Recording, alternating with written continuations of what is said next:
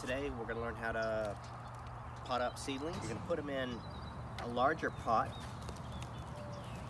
and the purpose of this is to get them staged into ever larger sized pots so that you get a healthy, balanced root ball by the time it's ready to plant into the ground.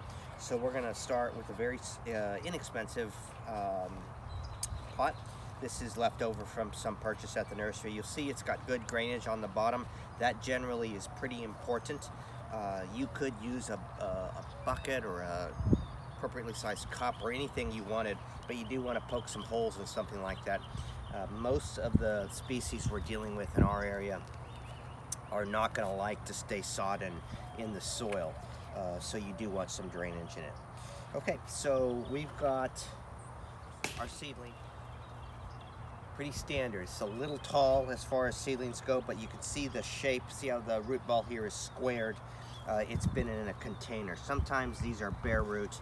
That would be a different process. We're not going to deal with that today though. So this one is in pretty good shape. I am going to very gently tease out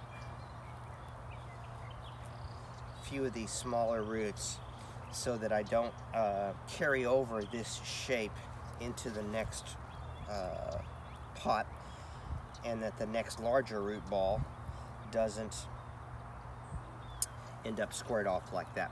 So the key to maximizing your growth in the next pot size is to have this centered and to have it high up in the pot. If you put this to the side, you're going to have an imbalanced root ball, and if you put it down too low, you're taking away all of the potential growth space that it could have had. So you want this high in the pot and centered in the pot.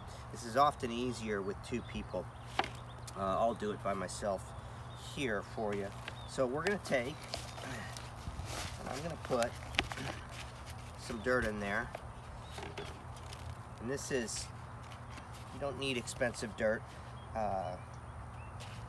And in fact, you can even use dirt from the yard if you want. This is an inexpensive potting mix we get.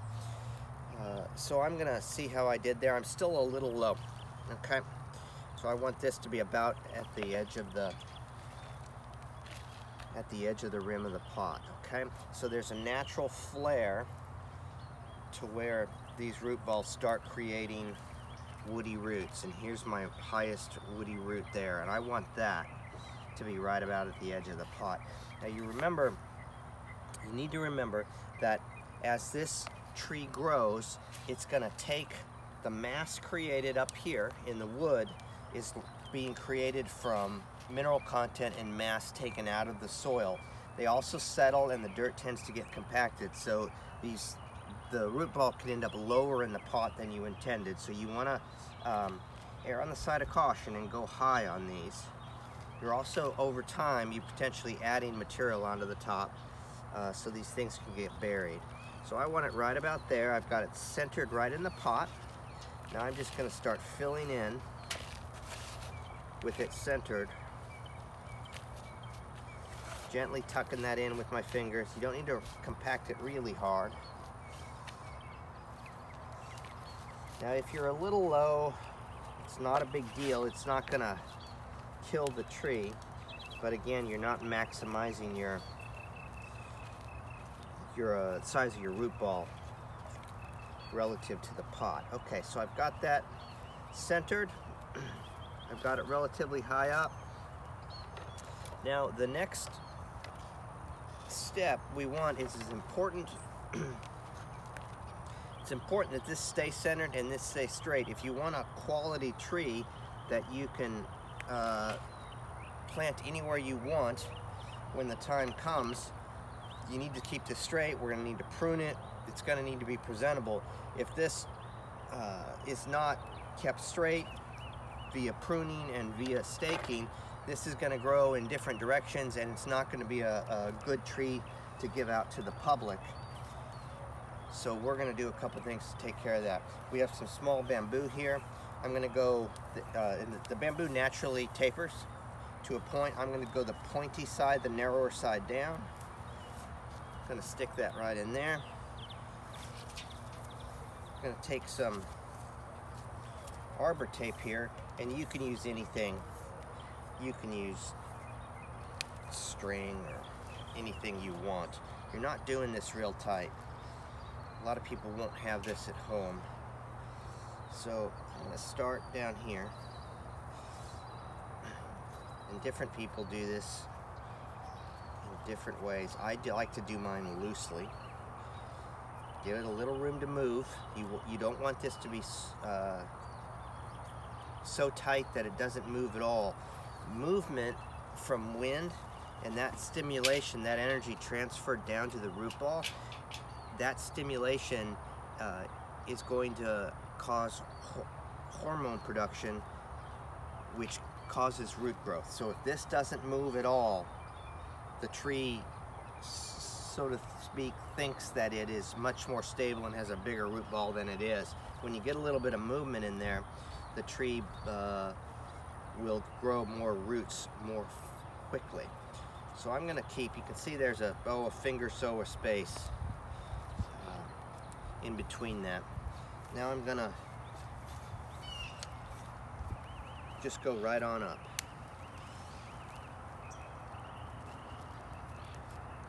Now it's important when you set this down, wherever it's going to be, where you're taking care of it for the next year, or in some cases even 2, 3, 4 years if you want a real big tree before you put it in the ground. It's important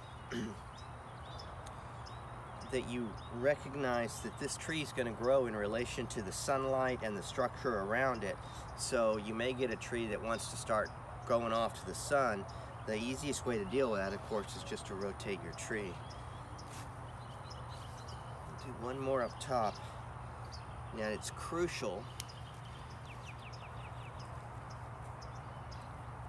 that you get it up top, because this is where it's going to have the greatest tendency to lean away and the main stem become angled in a way that you don't like. Okay, so I've got that one there. Okay, looking pretty good. Now, one of the things you're going to want to do, both now and over time, is you want this main stem here, the main trunk. In horticultural trade they call that a central leader. You want one main trunk going all the way up, and eventually when this is a tree in your yard, you know, you're going to want one main trunk only with no branches coming off up to 6, 8, maybe even 9 feet, even greater in some species. So these laterals down here are going to come off, and eventually all of these will be off, and this will be higher up, and you'll have your lateral branches coming off. Right now, what I'm going to do is I'm going to take these bottom 2 off. You never want to take off more than about 20% of the green capacity of the tree, the photosynthetic capacity of the tree in any one pruning.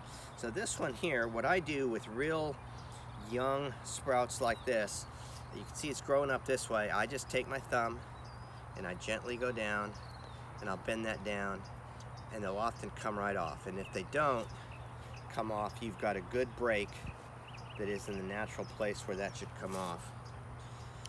So now I know exactly, I've got a good place on right where I can cut that. Okay, so that one's done. Now this one, when you're pruning, there's a little ridge on there, the bark collar ridge, and that's the place where the tree produces a hormone that'll close that wound over. So you don't want to cut into that little bark ridge collar. So I'm going just on the outside of that, and I'm cutting that one off. Okay. If you come too far out, they just resprout almost immediately. If you go too far in, you're leaving a wound, an open wound, a little longer than you want. Okay, so we're looking pretty good here on the pruning. We won't need to prune this again for quite some time. We're looking nice and straight. Now, as this grows, you're gonna replace this with a bigger one, and in probably here at the nursery, probably in this time of year, 3 to 4 months with good watering, we're going to pot this up again into another pot. Probably the next one will be a number 5 or a number 10, and then eventually we'll get it into a number 15 like this, and we'll get it out into the public or into somebody's yard from then.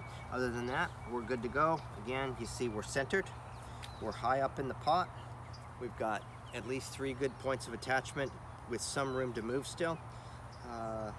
All you need to do now is provide sun and water, and you're good to go.